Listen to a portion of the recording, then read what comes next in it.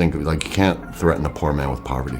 You know, I grew up poor. I know what it's like to be poor. I'm not afraid of losing money. Dave Bautista's journey from poverty to superstardom is well known, but few truly grasp the dark struggles he endured behind the scenes because the world rarely sees the pain, loss, and sacrifices that shaped him, and now shocking new details reveal a tragic path that began long before fame, as most people know him only as the towering, intimidating force who dominated WWE rings for years and later as Drax the Destroyer, the literal-minded alien warrior who stole scenes in Guardians of the Galaxy. Yet almost no one understands the childhood that forged him, a childhood filled with violence, death, and fear, where playing kickball next to a bleeding body felt normal, because this is not a tale of overnight success or natural talent finding the spotlight, but a story of survival about a child from Washington, D.C., who witnessed multiple murders before turning 9 and yet grew into one of the most recognized faces in entertainment after repeatedly coming close to losing everything in ways that would have permanently broken most people. Dave Bautista was born on January 18, 1969, in one of the most dangerous neighborhoods of Washington, D.C., and this was not the kind of danger where bikes get stolen or sirens wail in the distance, but the kind where the crack cocaine epidemic was ripping the city apart, gradually turning it into what would later be called the murder capital of the nation as homicide rates soared and turf wars and addiction-driven crimes became as common as traffic lights, while his mother, Donna Ray Bautista, a hard-working woman of Greek descent, struggled to hold the family together after separating early from Dave's father, David Michael Bautista Sr., a Filipino hairdresser who was mostly absent and later admitted he had never been ready to be a parent, leaving young Dave to grow up in a world that seemed designed to destroy him. Raised by a mother battling an impossible fight against the surrounding chaos as crushing, relentless poverty took over their lives, with times when there was no food at all, forcing the family to survive on small meals like burnt bean soup for an entire week, while Dave, his mother, and his sister shared a single bed in the basement. And this was the kind of poverty that did not just damage the body but also the soul, creating a desperation that pushed children toward petty theft, not out of malice but pure survival instinct. And this is where the story turns, because the violence surrounding young Dave was not distant or imagined, but real, constant, and brutally close. Grew up surrounded by poverty and violence, talking of it, right? You even said, like, at one point said you had murders outside your house, which I find is insane. Yeah. As a kid, did you ever think you'd make it out? Or did you believe your life could go a different direction? You know, it's weird. I was never unhappy. I was never even, I was unaware. That was the thing. Let that reality sink in for a moment, because he was not unhappy, he was unaware, as the violence had become so normal, so deeply woven into daily life, that it no longer registered as wrong, which is exactly what happens when children grow up in war zones. And make no mistake, Washington, D.C. during the crack epidemic was a war zone, as Dave explains in his autobiography Bautista Unleashed, where he recounts that 3 people were killed on or near his family's front lawn during that time. Meaning 3 human lives ended on the very grass where children played, and one moment stands out with horrifying clarity when a man was shot and left bleeding on the lawn near their home, as Dave's mother found him and desperately called for help, but emergency responders arrived too late, and the man died there, his life draining into the grass. A detail that lingers because it shows just how deeply the violence had already settled into the minds of those children. There was a time when I was living in Washington, D.C., and someone got killed in the alley that we lived next to. And it was at night, and we were outside, and the kids, we were outside. I was outside playing with my friends. Police were out there, and everybody, the whole neighborhood was out there. And my mother saw me and my sister outside playing with my friends, and it was just because we were excited to be out it's dark outside, it's night, it's late, and we get to go out and play with our friends. And she saw how desensitized we were to a dead person laying next to our house. And she thought, I've got to get them out of here. This is not right. They were excited not because someone had died, but because the chaos meant they could stay outside late at night with friends, and the body was not something to mourn, just another obstacle to step around while playing kickball, as no one cried, and the kids even stared at the blood and wounds with a disturbing curiosity, which was not cruelty but survival. Because when death is constant, the mind adapts, or a child would remain trapped in fear and trauma, learning to shut it away in ways most adults never experience. Yet Dave's mother saw the change in her children and realized they were becoming numb to horror, and with the sharp clarity of a desperate parent, she knew she had to get them out, prompting the family to move to San Francisco in search of safety. But the trauma did not end there. As in Washington, D.C., Dave had once witnessed a group of men brutally beat someone and attempt to throw him off an overpass in broad daylight without consequences, and he also saw his own mother being physically attacked, leaving deep-seated fear and protectiveness etched into his memory. Bautista has said that the life expectancy for children in his neighborhood felt closer to that of many third-world countries, and while that may sound like an exaggeration, it becomes believable when you consider that murders, shootings, and beatings were not rare events but the backdrop of everyday life. And after moving to San Francisco, Dave's mother later came out as a lesbian and incredibly brave choice given her conservative Greek-American family and the era when being openly gay carried serious risks, yet Donna Ray chose to live authentically, beginning relationships with women and eventually settling in the Castro district, where she volunteered with the name's Project AIDS memorial quilt during the Harvey Milk era, and Dave has always spoken of her with deep love, saying he never thought of her as "my mom the lesbian," but simply as his mom, the woman who saved him from the streets of DC and taught him that authenticity matters more than conformity, which is why he proudly calls himself the son of a lesbian and credits her for the best parts of who he is. Yet trauma does not vanish with a change of location, and the scars Dave carried from Washington, D.C. stayed with him, because by his early teens the weight of everything he had witnessed began manifesting in destructive ways. And by the age of 13 he was already stealing cars, taking them on short thrill rides before abandoning them. Before I got drugs, I was broke again. It's weird because I don't know how people thought that I was brought up. I mean, when I was a kid, we were, a lot of times we didn't have food. Me, my mom, and my sister slept in a basement of a house in D.C., and we all shared one bed. I mean, I didn't grow up with money. I grew up with less than no money.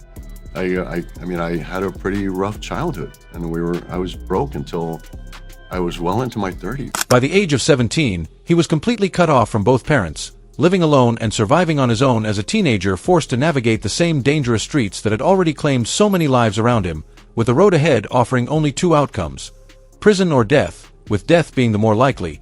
But then something unexpected changed everything when, around 16 or 17, Dave Bautista walked into a gym and discovered control for the first time in a life ruled by chaos, poverty, violence, absent parents, and constant fear, as the iron gave him something real and fair where effort produced results without lies or betrayal. And Bautista has often said that bodybuilding literally saved his life, because without the gym and his obsessive focus on building his body, he believes he would have ended up dead or in prison, and considering the fates of many kids he grew up with, this is not exaggeration but simple probability.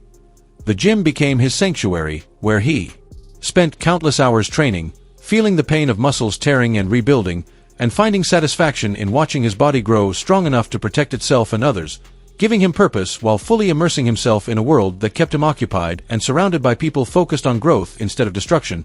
But this obsession had a darker side, as Bautista later described it as a form of reverse anorexia or body dysmorphia, where no matter how big he became it never felt enough, pushing him to unhealthy extremes and causing him to neglect relationships, money, and even his health. And despite his growing physique, his career options were limited, leading him to work as a nightclub bouncer, a job that kept violence close. And in the 1990s he was arrested for assault after a club fight injured two patrons and resulted in probation, proving the streets were still pulling at him even as he tried to escape.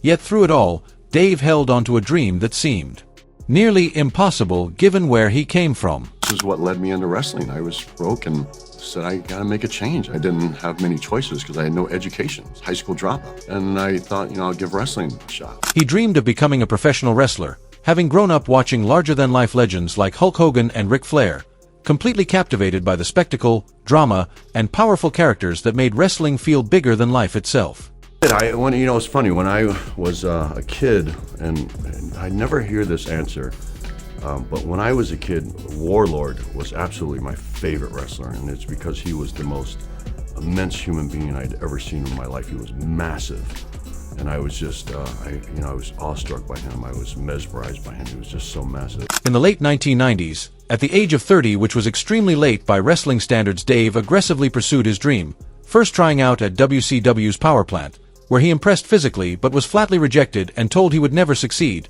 something that would have ended the dream for most people, but not for him, because he then turned to the World Wrestling Federation, later known as WWE, auditioned for their developmental system, got signed in 2000, and was sent to train under the legendary Anoa'i family at the Wild Samoan Training Center in Pensacola, Florida, where he wrestled as Leviathan, a dark powerhouse in Ohio Valley Wrestling, marking the start of a transformation as the same child who once played kickball near dead bodies was slowly becoming something fierce and powerful, and he debuted on WWE's main roster in May 2002 as Deacon Bautista, an enforcer for Reverend D. Vaughn, where the gimmick limited him but put him on television, before everything changed in 2003. When he joined Evolution alongside Triple H, Ric Flair, and Randy Orton, which became the turning point as training and performing with some of the greatest wrestlers in history fast-tracked his growth and finally made the crowd take notice. Fans could sense something genuine about him, a real intensity and danger that could not be faked, but success came at a cost. Because in December 2003, he completely tore his right tricep tendon, an injury that required surgery and sidelined him for about 8 months, causing him to miss WrestleMania 20 and critical storylines that might have elevated him further, yet he returned ahead of schedule, driven by the relentless work ethic forged in the gyms of his youth. And then at WrestleMania 21 in April 2005 everything changed when he turned face by betraying Triple H, power-bombing him repeatedly and capturing his first World Heavyweight Championship in the main event, igniting the crowd as the kid from DC's deadliest streets stood at the pinnacle of professional wrestling, holding the title for 282 days, defending it against Triple H in brutal rematches including Hell in a Cell, and with his signature moves the Batista Bomb, the Spinebuster, and the Spear he became one of WWE's top merchandise sellers and box office draws, yet tragedy seemed determined to follow him, because in January 2006, shortly after headlining a successful tour of the Philippines,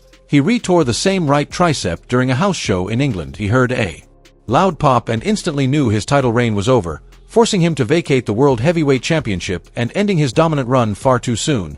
And the pattern of injury continued with a left tricep tear in 2009 during a match with Chris Jericho, leading to more surgery and months of rehabilitation, as the very body that had once saved his life now seemed to betray him piece by piece. And in 2007 steroid allegations surfaced when Sports Illustrated linked him to an online pharmacy distributing anabolic steroids, though he strongly denied using them since joining WWE while admitting to experimenting in his early bodybuilding days. And that same year he received a 30-day suspension under WWE's wellness policy for a first-time violation, which he explained was caused by elevated testosterone levels from prescribed hormone therapy that had not been properly documented with WWE's medical team. And behind the scenes, tensions were mounting as Dave felt creatively stifled.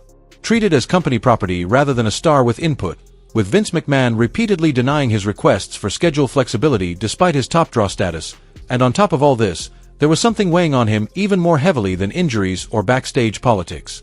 Throughout my wrestling career, I was never home. I lost a marriage with, someone who was a very, very close friend of mine. We still remain friends, but just never being home just tore our marriage apart. His marriage to Angie Bautista, his second wife and the mother of his son Oliver, was falling apart because the WWE schedule, with constant travel, grueling training, and high-risk matches, kept him away more than 250 days a year, and no marriage could survive that kind of absence. But the story takes a darker turn as Bautista later admitted in his autobiography and interviews to multiple affairs during his WWE career, describing himself as addicted to women, giving in to the temptations of fame, groupies, and the rockstar lifestyle, and most shockingly, he confessed to cheating even while Angie was undergoing treatment for ovarian cancer, meaning that while his wife was fighting for her life, he was betraying her, and he has never tried to excuse it, calling himself a dog and disgusting, admitting the guilt still haunts him, yet the damage was done, and the marriage ended,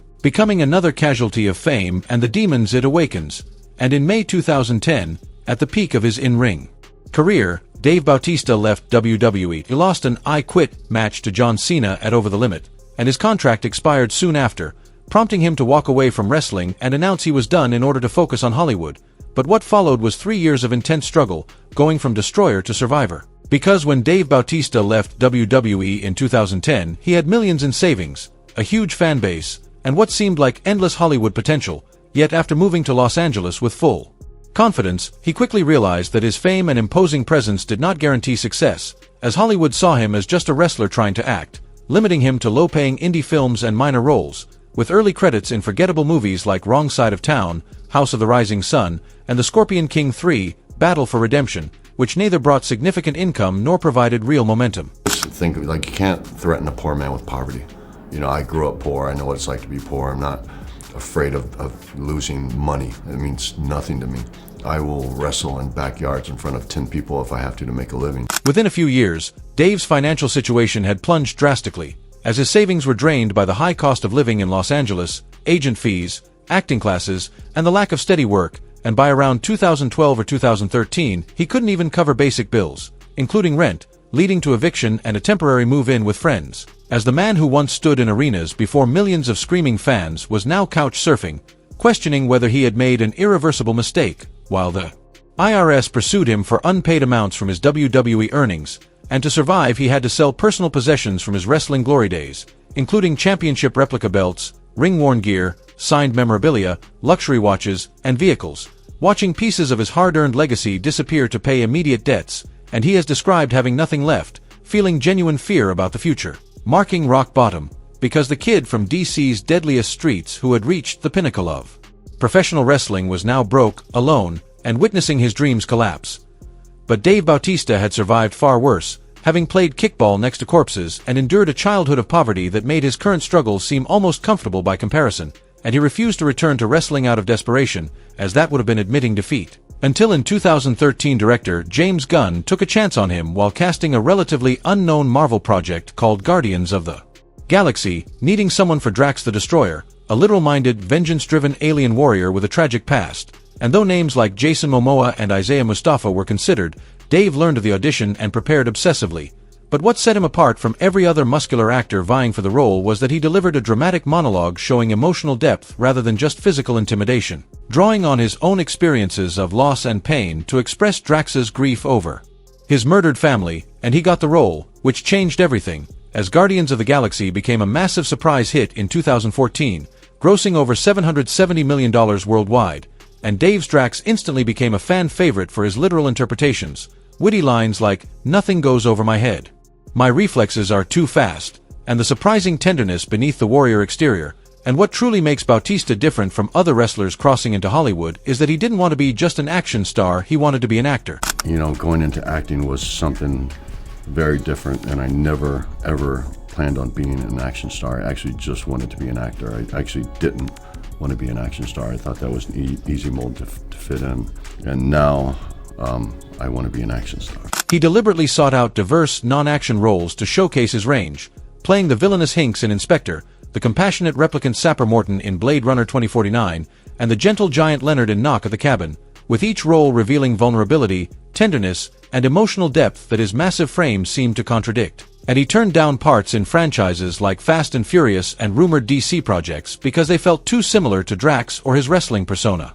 As he refused to be typecast and aimed to grow, but growth demanded sacrifice, so he underwent a dramatic physical transformation, shedding roughly 75 pounds, dropping from a 290-pound wrestling powerhouse to around 240 pounds, still enormous by normal standards, but strikingly different from his peak. Fucking lean and mean. I'm getting super trim. This is probably the lightest I've been since I was 19 years old. What was the biggest you were at like Deacon Bautista, Leviathan? What was the absolute biggest? The heaviest I've ever been was 370 pounds. When I started Deacon, I was about 325 pounds. Man. And throughout most of my wrestling career, I was about 290 pounds. What are you now? Now I'm about 240 pounds. Wow, well done. And I went just a year and a half ago for Knock at the Cabin, I went up to 315 pounds. What do you and want to that's get? when the nightmare started. Like getting that weight off has been a challenge. Yeah. The process was grueling, as he has admitted, involving a strict low-carb diet, long cardio sessions, constant hunger, and the mental struggle of watching his hard-earned size diminish, especially given his history with body dysmorphia. And in 2019 Dave had one final piece of unfinished business when he returned to WWE for a feud with Triple H, the man who had mentored him in Evolution and the one he had once betrayed to win his first World Heavyweight Championship, with their match at WrestleMania 35 built as Dave's retirement bout. WrestleMania 35. That was it. Did you know when it was your last match? Did you know it was going to be your last match? I did. I just didn't tell anybody else, and then Nobody. because I didn't want it to be I didn't want it to be a big ordeal. I didn't want to, go out and do the tour and give a speech. I wanted to have my match, and I wanted to call it a career. So I wanted to go out on my own terms. He lost the match cleanly, lying on his back, in the traditional manner for a wrestler to make a respectful exit. This is like a dream for me. This is why it's so perfect. It's such a romantic way. And wrestlers don't get to choose the way they go out. Yeah. I did.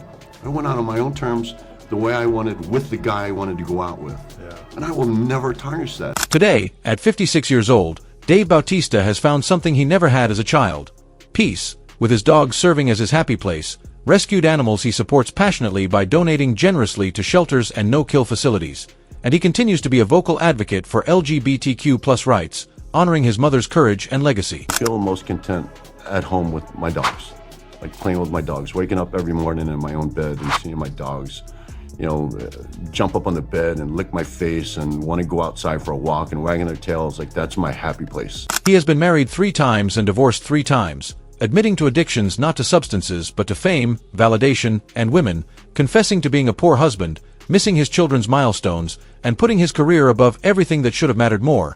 Yet what sets Dave Bautista apart is his relentless honesty, as he never hides behind excuses or blames the industry or lifestyle, instead taking full responsibility for his failures with the same intensity he brings to his successes, all while living with asthma since childhood, dyslexia that makes memorizing scripts a constant challenge, ADD that affects his focus, and social anxiety he masks behind tinted sunglasses, showing that the giant seen on screen is in many ways still a shy kid from DC who has never stopped battling his own insecurities. He's really, really shy, like extremely painfully shy. His upcoming projects include The Wrecking Crew with Jason Momoa, set to release on Prime Video on January 28, 2026, and he continues to choose roles that challenge him, push him beyond expectations, and honor the craft he has grown to love, reflecting a sense of childlike happiness he says he still carries within him. I think I have a childlike happiness, and I think there's, this may sound weird, but I think there's still, an innocence to me where I just, I'm